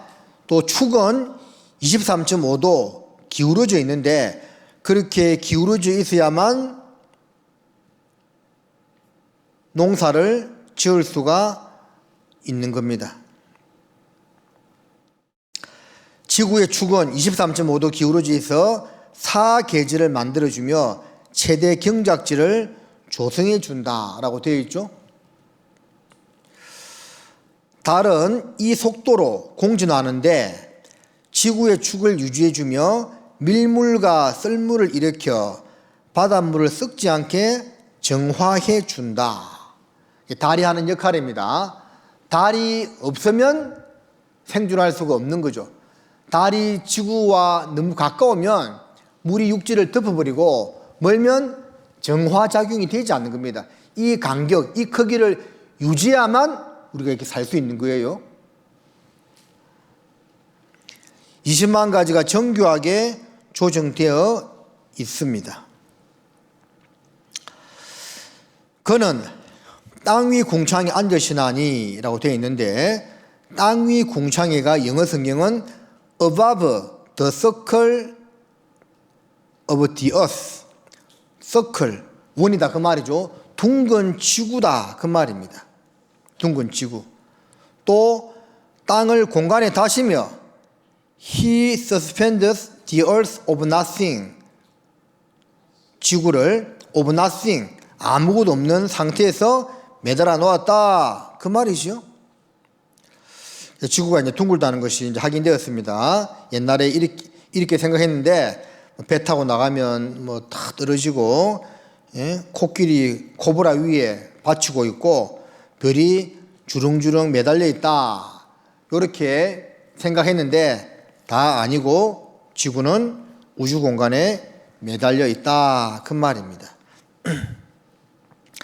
탐험가 마젤란은 1519년 지구가 평평하다는 생각을 사라지게 하려고 세계 일주를 감행하여 지구는 둥글다는 사실을 입증했다. 이 사람이 성경을 읽다가 지구는 둥근해 확인한 겁니다. 사람들이 못 믿으니까 직접 배를 타고 전 세계 일주를 하면서 지구는 둥글다는 것을 확인시켜 주었습니다. 1521년 필리핀의 막탄섬에 착륙해 하나님을 전했습니다. 자, 천동설 뒤엎고 지동설, 지구가 태양 주위를 줄 돌고 있다는 것도 코페르니쿠스가 확인했죠. 자, 성경을 연구하다가 깨닫게 된 겁니다. 그는 북편 하늘을 허공에 펴시며 땅을 공간에 다시며 지금부터 3,500년 전에 기록된 욥기 말씀인데, 자, 북쪽 하늘이 허공 텅 비어 있다 그 말입니다. 이게 이제 우주 생성 이론인데 무엇이냐면 빅뱅 이론이라는 것이거든요. 과거에 큰 대폭발이 있어가지고 전 우주 공간에 별이 일정한 간격과 밀도로 다 들어차 있다는 것이 빅뱅 이론입니다. 그럼 이런 이론에 의하면 우주에 빈 공간이 있으면 돼요, 안 돼요? 안 됩니다. 그렇죠? 근데 발견이 되었습니다. 우주에 불가사의한 공간이 있다. 미국의 3대 천문대에서 관측 결과 밝혀지는데 북두 칠성리 지름 3억 강년, 별도 별로 없이 텅 빈 상태. 이 기사를 보면 지구에서 4억 강년, 빛의 속도로 4억 년을 가야 돼. 빛은 1초에 30만 킬로미터를 갑니다. 자, 그 속도로 4억 년을 가야 되는 어마어마한 거리에 가보니까 약 지름이 3억 강년 정도 되는 빛의 속도로 3억 년을 가야 되는 어마어마한 공간이 별이 거의 없이 텅 비어 있다, 그 말입니다. 이것을 1981년도에 미국에서 밝혀냈습니다. 북편 하늘의 허공의 실체, 현대과학이 입증했다. 미국에서 가장 유명한 세계 천문대 펠러마 홉킨스 키트픽 세계 천문대에서 동시 관측한 결과 똑같은 결과를 얻었다, 그 말입니다. 사실이라는 거죠. 욥기 36장에 그가 번갯빛으로 자기의 사면에 두르시며 바다 밑도 가르우시며 이런 것들로 만민을 징벌하시며 이런 것들로 식물을 풍비 주시느니라. 자, 번개가 칠 때 사람들은 두려워하죠. 벼락 맞아 죽을까 봐. 실제 1년에 벼락 맞아 죽는 사람이 전 세계적으로 몇백 명 된답니다. 근데 그 밑에 보면 번개로 우리가 먹을 수 있는 식물 음식을 풍부하게 준다라고 되어 있는데 이게 무슨 말인지 몰랐거든요. 그런데요, 1995년도에 미국의 대기학자 푸드 플란츠 블라우라는 사람이요, 높은 산에서 몇 년간 이 대기를 관찰했습니다. 번개가 칠 때 어떤 현상이 나타나는지를 관찰했는데 번개가 생명체의 최대 질소원이라는 것을 밝혀냈습니다.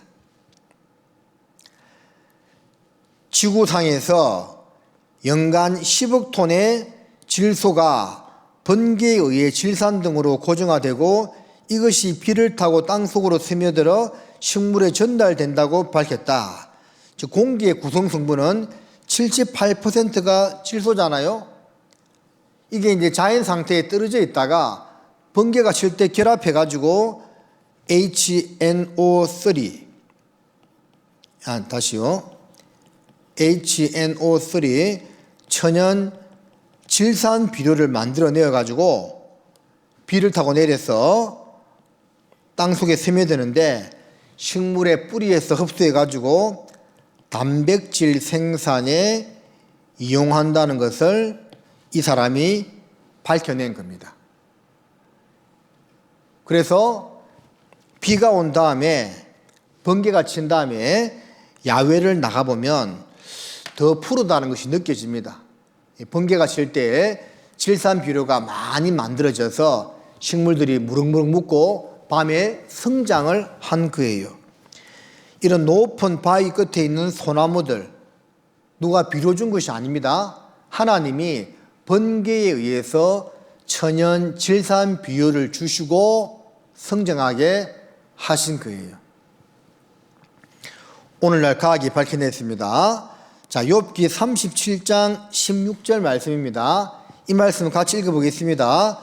구름에 평평하게 뜬 것과 지혜가 온전하신 자의 기묘한 일을 내가 아느냐.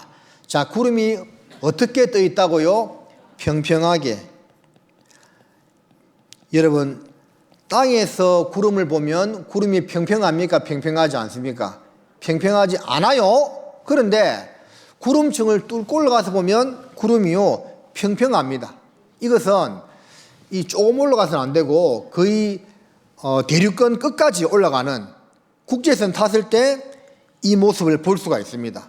구름층을 뚫고 올라가거든요. 그러면 구름이요 평평하게 되어 있습니다. 비행기를 타고 구름층 위로 올라가지 않고서는 알 수 없는 겁니다. 어떻게 사람이 이것을 알고 구름에 평평하게 뜬 것까라고 기록할 수가 있겠습니까? 하나님의 말씀이라는 거죠. 하나님이 그렇게 만들어 놓았다라는 겁니다. 자, 이 외에도 성경에 나와 있는 과학적인 증거들이 많이 있습니다. 한 2시간만 더 하면 더 자세하게 알려드릴 수 있는데 한번 해볼까요? 표정이 너무 안 좋아졌습니다. 자, 화학의 아버지라 불리는 로버트 보일, 음악의 아버지 바하 하듯이 화학의 아버지는 로버트 보일인데 이렇게 이야기했습니다. 시계는 결코 우연히 생길 수 없다. 시계는 목적을 위하여 디자인되어 만들어진 위대한 작품이다. 시계보다 더 정교하게 움직이는 이 우주가 창조주 없이 우연히 생길 수 있겠는가? 그럴 수 없다라는 거예요. 5째 날에 물고기와 새를 만드셨습니다. 종류대로.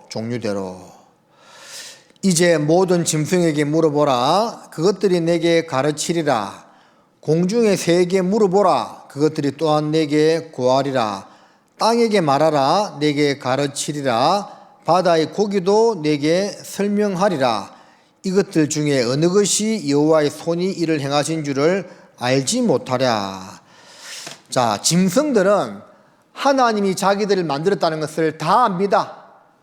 만약에 우리가 짐승들과 의사소통이 가능하다면 대답할 겁니다. 하나님이 다 만들었다고요. 근데 말을 할 수 없기 때문에 사랑하는 모습으로 하나님의 창조의 능력을 보여주고 있는 겁니다.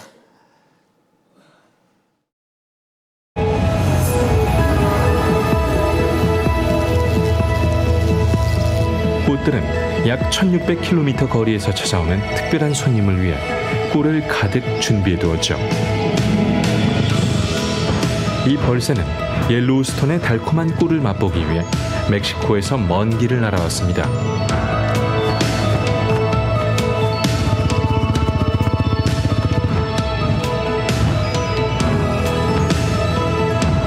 녀석들의 기다란 혀는 꿀이 풍부한 꽃의 끝부분까지 닿을 수 있죠.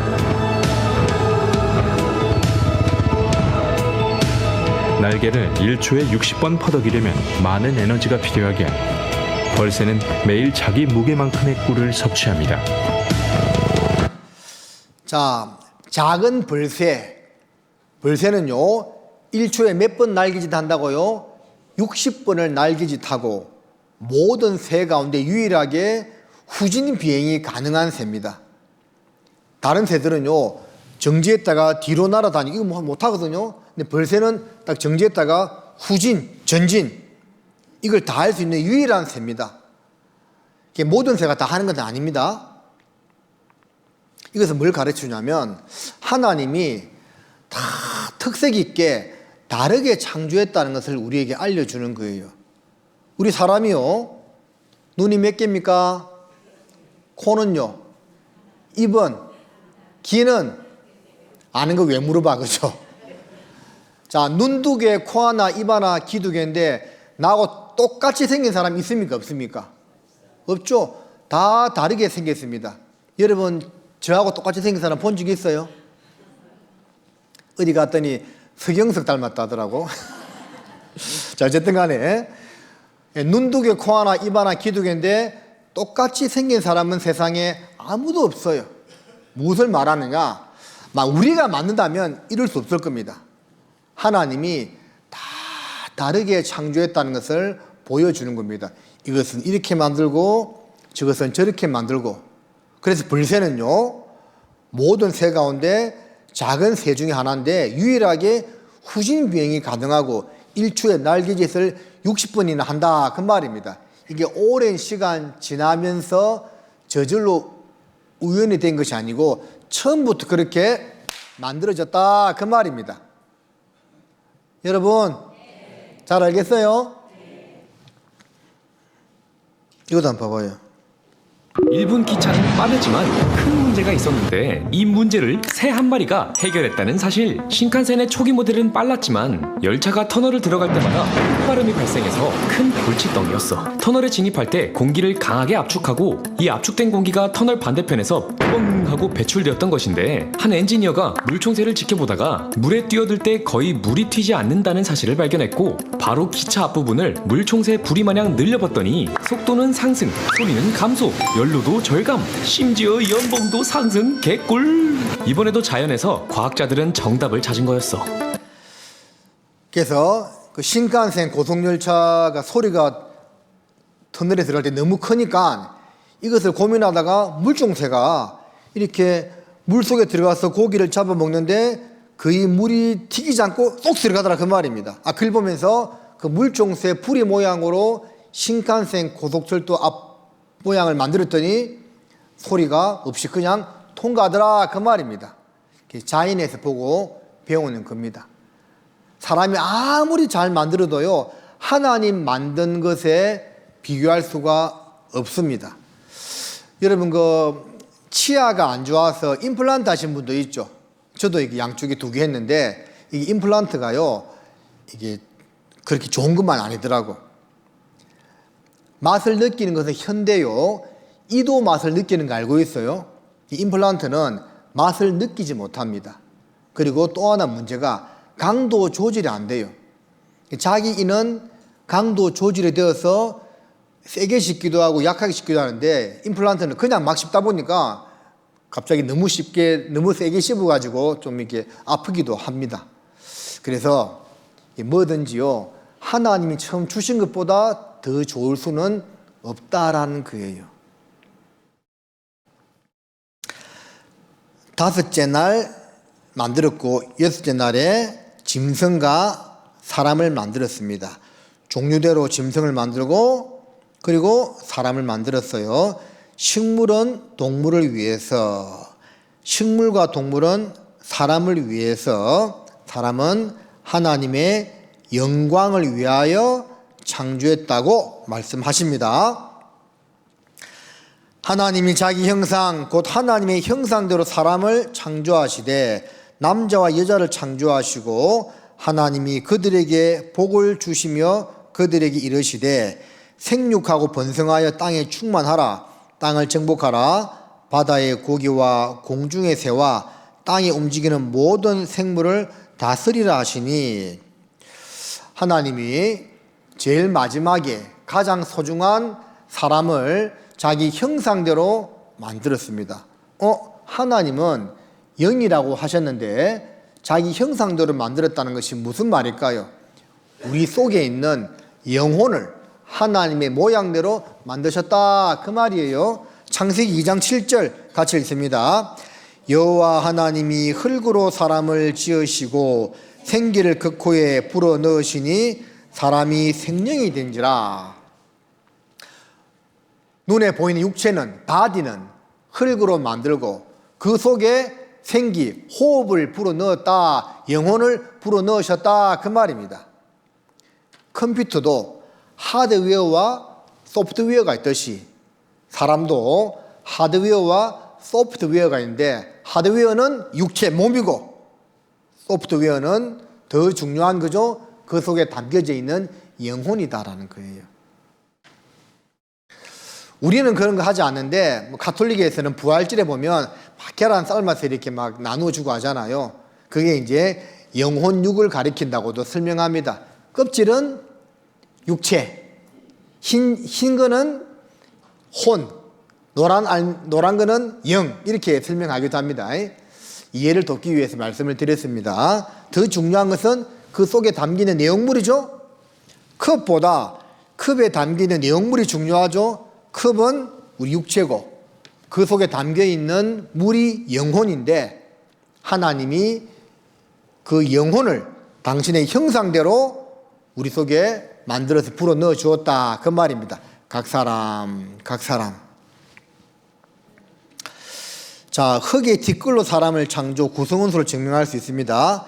흙의 성분과 인체의 성분이 똑같아요. 산소, 탄소, 수소, 산소, 탄소, 수소 똑같죠? 다 같습니다. 욥기 10장에 보면 사람의 만든 순수도 나와 있습니다. 주께서 나를 적과 같이 쏟아주셨으며 엉긴 젖처럼 엉기게 하지 아니하셨나이까. 이거 전문 용어로 설명하면 남자의 정자와 여자의 난자가 결합해 가지고 세포 분열을 통해서 몸이 만들어지는 그걸 설명하고 있는 겁니다.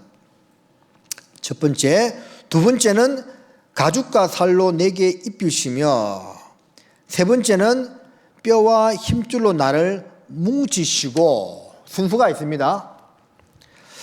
우리가 예전에 미술 시간에, 공작 시간에 철사로 뼈대를 만들고 찰흙을 붙여서 사람을 만들었던 기억이 납니다. 그러니까 엄마 배 안에서 아기가 만들어질 때도 뼈가 생기고 살이 붙겠지, 이렇게 생각할 수가 있겠지요. 하지만 정답은 뭡니까? 가죽과 살이 먼저 생깁니다. 임신 6주 된 태아의 손이죠. 살이 생겼지요. 뼈가 없어. 임신 12주가 되어야만 뼈가 생깁니다. 살과 가죽이 먼저 생기고 뼈와 힘줄이 생긴다는 것 맞지요? 하나님이 그렇게 순서를 정해 놓았는데 우리 시대에 의학이 발달하면서 산모의 태안을 촬영했는데 이게 사실이더라, 그 말입니다. 하나님 말씀은 진리입니다. 그래도 지구는 돈다고 이야기한 갈릴레오 갈릴레이는 말하기를 하나님은 인간에게 두 권의 책을 주셨다. 한 권은 성경이고 다른 한 권은 자연이다. 성경은 인간이 어떻게 천국에 가는지를 보여주고 자연은 하나님의 솜씨를 보여준다. 자연 만물을 보고 하나님 믿는다, 그 말입니다.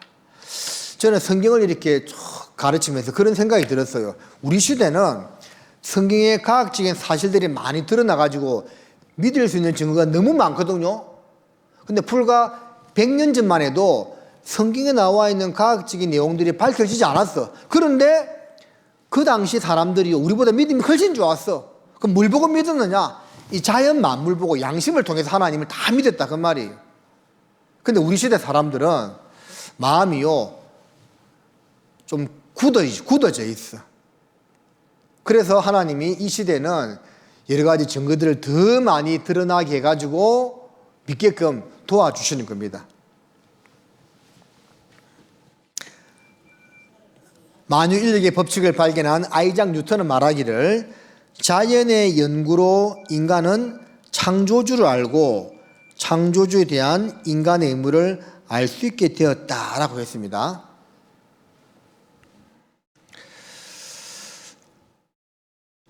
인체의 신비, 자연의 신비, 우주의 신비를 보고도 하나님을 믿지 않는 사람이 있다면 미친 사람이거나 정직하지 못한 사람일 것이다.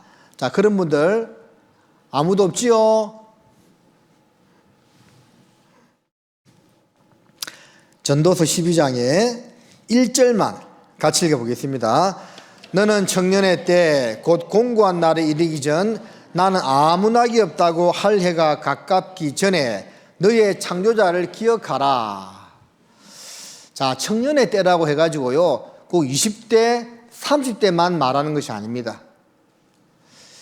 두 발로 걸어 다니고 뭐가 옳고 그른지를 판단할 수 있는, 똥인지 된장인지 구별할 수 있는 그런 이성이 아직 있을 때 하나님을 찾아야 된다, 그 말입니다. 너의 창조자를 기억하라. 연세가 더 들고 이제 걸어 다니기도 힘들고 판단력이 흐려지면요 하나님을 믿고 싶어도 믿기 어려운 그런 때가 옵니다. 가끔씩요 막 자녀들이 아버지 어머니 전도해달라고 막 병원에 갈 때도 있는데요, 이게 막 치매가 오고 해가지고 알아듣기 어려운 분들이 있습니다. 그러면 참 안타까운 마음이 들어요. 아이고, 조금 더 젊었을 때 말씀 배우지. 그런 안타까운 마음이 들어요. 그래서 이 청년의 때는 꼭 20, 30대를 말하는 것이 아니고 이게 뭐가 옳고 그른지를 분별하고 움직일 수 있을 때 그때를 말하는 겁니다. 곧 공고한 날이 이르기 전 나는 아무 낙이 없다고 할례가 가깝기 전에 너의 창조자를 기억하라. 하나님을 찾고 만날 준비를 해야 한다는 겁니다.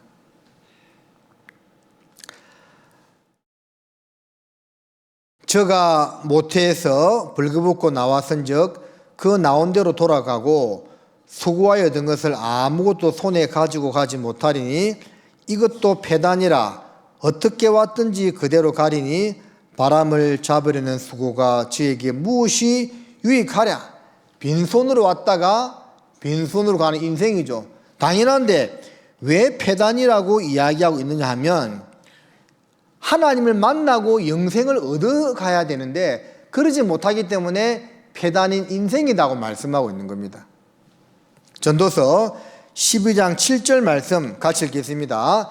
흙은 여전히 땅으로 돌아가고 신은 그 주신 하나님께로 돌아가기 전에 기억하라. 흙은 뭘 말할까요? 우리 사람의 몸을 말합니다. 몸. 흙이 뭐라고요? 몸. 흙은 여전히 땅으로 돌아가고 신은 뭘 말할까요? 영혼. 영혼은 그 주신 하나님께로 돌아가기 전에 기억하라. 죽기 전에 기억하라. 하나님 만날 준비를 해야 한다. 그 말입니다. 죽고 나면, 더 정확히 말하면 죽기 바로 전에는 다 알아요. 하나님 계신 것도 알고 죽음 이후에 영원한 세상이 있다는 것도 다 압니다. 근데 그때 아는 것은 너무 늦어요. 지금 우리가 이 사실을 잘 배우고 알아야 한다는 거예요. 같이 읽습니다. 영혼 없는 몸이 죽은 것 같이 행함이 없는 믿음은 죽은 것이니라. 자, 영혼이 빠져나가면 죽는 것처럼 영혼이 있다는 겁니다. 자, 영은 뭐냐? 육체 속에 깃들어 생명을 부여하고 마음을 움직인다고 여겨지는 무형의 실체. 몸이 죽은 뒤에도 영혼이 존재한다고 여겨진다. 이게 국어 사전에 나와 있는 영의 정의입니다. 영이 있다는 거예요. 실제로 그것을 연구하는 사람들이 있고 많은 사람들이 사후의 삶을 수백만 명이 경험했습니다. 죽음 뒤에 또 다른 세계에 있다. 심장 쇼크사를 당하고 살아난 사람들이 이야기하고 있는 거예요. 여기 최근에 나왔던 영상인데 한번 보겠습니다. 그래서 이분이 서울대 의과 교수고 지금 명예교수로 계신데 자기 경험 이야기하고 있죠. 그래서 그만 마지막에 어떤 이야기 합니까? 한국인 마취가 의사가 그렇게 막 동양인을 무시한 그 사람이 죽었는데 살려고 최선을 다했다 하잖아요. 자기 영혼이 몸을 빠져나와서 그걸 다 본 겁니다. 이 근사체험. 전 세계적으로 수천만 명의 사람들이요, 이 근사체험, 다른 말로 임사체험을 했습니다. 죽었는데 영혼이 몸을 빠져나와서 자기 죽은 시체를 바라보고, 그리고 빛의 터널로 빨려 들어가고 강을 건너고 죽는 순간 자기 일생이 순식간에 기억이 다 났답니다. 이게 공통적인 경험입니다. 꿈이 아니고 실제라는 거죠. 사후세계가 있다는 가장 확실한 증거 중에 하나입니다. 여러분, 죽어봐야 아는 것이 아닙니다. 충분히 알 수 있는 거예요. 자, 이사야 55장 6절 같이 읽겠습니다. 너희는 여호와를 만날 만한 때에 찾으라. 가까이 계실 때에 그를 부르라. 하나님을 만날 만한 때가 있습니다. 여기 오신 분들은 이번 한 주간, 이번 5일간이 하나님을 만날 때라고 생각하시고 말씀을 잘 들어야겠습니다. 왜냐하면 전도서 9장 12절에 대저 사람은 자기의 시기를 알지 못하나니 물고기가 재앙의 그물에 걸리고 새가 올무에 걸림같이 인생도 재앙의 날이 호련히 임하면 거기 걸리느니라. 사람은 자기 앞날을 알 수가 없지요. 자, 잠언 27장 한 구절 보겠습니다. 잠언 27장 1절입니다.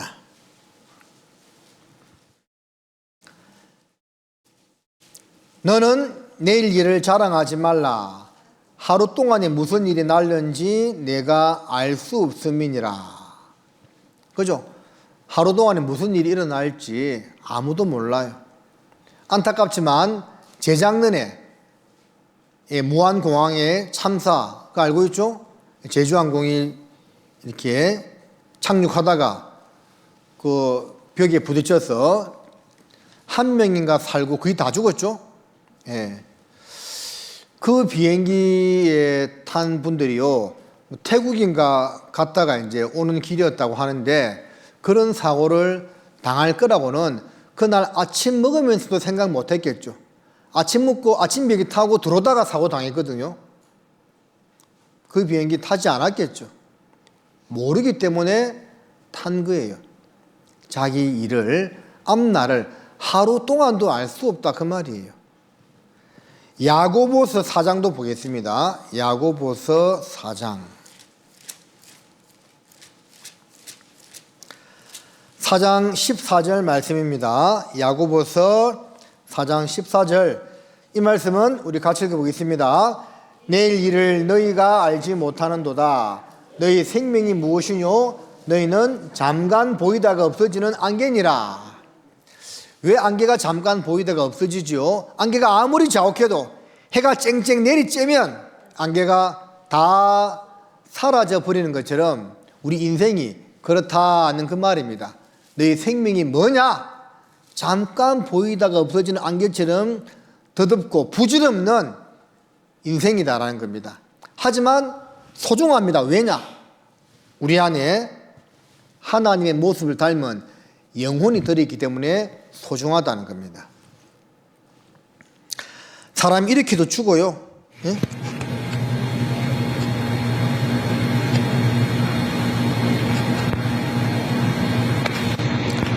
자, 이 차에 탄 사람은 당연히 죽었겠죠. 예? 그냥 정지 신호에 이제 좌회전 받으려고 섰는데 레미콘 차가 넘어지면서 그대로 엎어버린 거죠. 이런 우리가 사건 사고를 보면 안타깝다 하면서 자기하고는 상관 일로 없는 생각합니다. 이 운전자도 그렇게 생각했겠죠. 이 운전자도 이런 일을 당하기 전에 뉴스를 보면서 사건 사고 얼마나 많이 받겠습니까? 불쌍하다 하면서 자기하고는 상관없는 일로 알았겠죠. 근데 자기가 이런 일을 당했네요. 이 가운데 있는 저와 여러분들, 우리 누구도 이런 일이 나한테 일어나지 않는다고는 아무도 보장할 수가 없습니다. 평생 살다가 교통사고 당할 확률이 35% 정도 된대요. 작은 게 아닙니다. 암에 걸릴 확률은 36% 정도 된다고 해요. 우리 주변에 요즘 암 환자 많습니다. 3명 중에 1명은 암 환자예요. 죽을 확률은 100%죠. 차이는 뭡니까? 언제 죽느냐. 그 차이가 있을 뿐이지 다 죽습니다. 저도 이제 이게 살면서 제 주위 사람들이 죽는 경우를 가끔씩 봤는데, 어떤 일이 있었냐면 군대에 있을 때 동기가요, 얘가 대학도 좋은데 나왔어요. 한양대 건축공학과 공부 잘해야 갑니다. 근데 이제 소위 때 장교였는데 회식하고 술 한잔 마시고 회식하고 이 자기 숙소 BOQ라고 하는데 그 숙소에 돌아오다가 무단횡단했는데 택시에 그들이 치여서 즉사해서 죽었습니다. 장례식에 다녀왔는데요, 아버지가 그 동기의 간을 부여잡고 오열하는 모습이 지금도 기억이 나요. 참 그때 나이가 25이었는데요 너무 안타까운 마음이 들었습니다. 사람이요 그렇게도 죽는 겁니다. 여러 가지 다양한 모습으로 나와 상관없는 일이라고 생각하면 안 됩니다. 우리도 그렇게 죽을 수가 있는 거예요. 그래서 이렇게 시간이 있을 때 말씀을 잘 듣고 하나님을 만나야 됩니다. 자, 이 사람 누구예요? 위에 있잖아, 파스칼. 자, 파스칼이라는 사람이 한 유명한 말이 있습니다. 어떤 말이 있을까요? 이 말 안 하면 안 맞힐 겁니다. 파스칼이요, 인간은 생각하는 갈대다라는 유명한 말이 있죠. 자, 이 사람이 남긴 말 중에 또 유명한 말이 이런 말입니다. 인간의 가슴엔 다만 하나님이 채울 수 있는 하나님의 공백이 있다. 세상 물질로도 자식으로도 농가밭이 아무리 많아도 채울 수 없는 빈 공간이 있는데 하나님을 만나야만 채울 수 있다라는 거예요. 이 아이의 표정을 봐요. 엄마 품에 있으니까 얼마나 행복해합니까? 이렇듯이 사람은 하나님을 알고 예수님을 통해서 구원을 받아야 진정으로 그 마음의 빈 공백을 채울 수 있도록 이렇게 만들어 놓았다는 겁니다. 여러분 잘 아시겠어요? 기도하시겠습니다. 하나님, 말씀 가운데 함께 주셔서 감사합니다. 고개 숙여 말씀을 들으시는 분들, 또 내일도 빠짐없이 나와 잘 듣고 배우는 가운데 창조주이자 유일신이신 하나님을 알고 예수 그리스도를 통해서 구원받을 수 있도록 자비와 은혜와 능력을 베풀어 주십시오. 돌아가는 발걸음도 인도해 주시기를 바라며 우리를 사랑하시는 예수님의 이름으로 감사하며 기도드렸습니다. 아멘. 네, 수고했습니다. 자, 식사하시고 돌아가시면 되겠습니다.